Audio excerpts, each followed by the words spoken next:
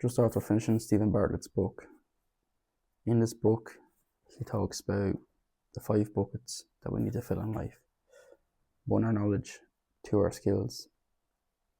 3, our network. 4, our resources. And 5, finally, our reputation. In this book, he discusses key concepts such as absurdity in business and standing out and beating habituation, effective communication, learn not to disagree, avoid wallpaper at all costs, and then he also talks about mastering the self, storytelling, philosophy, and teamwork. So the key main concepts in this book is prioritize knowledge and skills.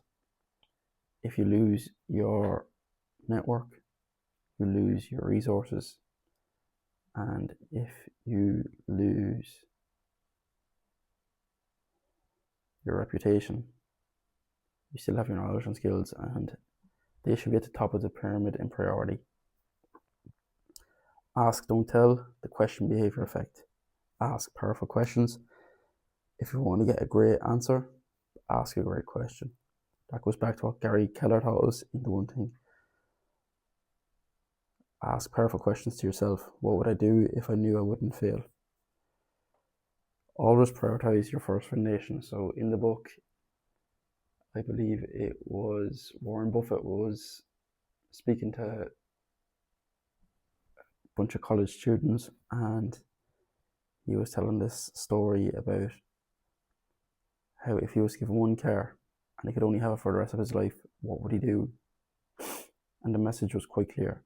If he would only give 1 car and could only have it for the rest of his life, he would do his best to keep it clean, healthy, good, put it in the garage every night. If there was 1 wee scratch or dent on it, get it sorted so it doesn't rust.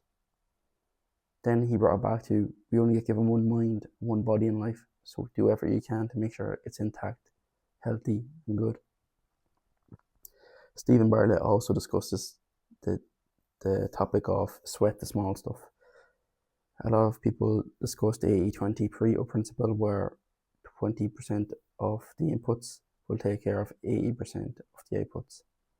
But in this book, Stephen delves deep into how he believes his podcast has grown so rapidly.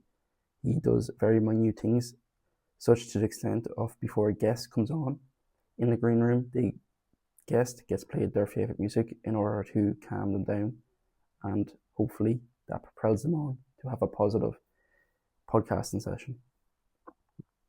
So you must lean into bizarre behaviour. Sweat the small stuff, every tiny detail, attention to detail, Kaizen.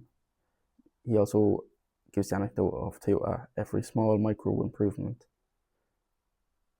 can quantify, can propel your business forward. Take advantage of new technology. You must outfail the competition. Fail forward, fail fast is another key concept. So make sure you're trying and putting yourself in positions where you can learn. He breaks down to, if you fail, you learn, you acquire knowledge. Knowledge makes you more powerful.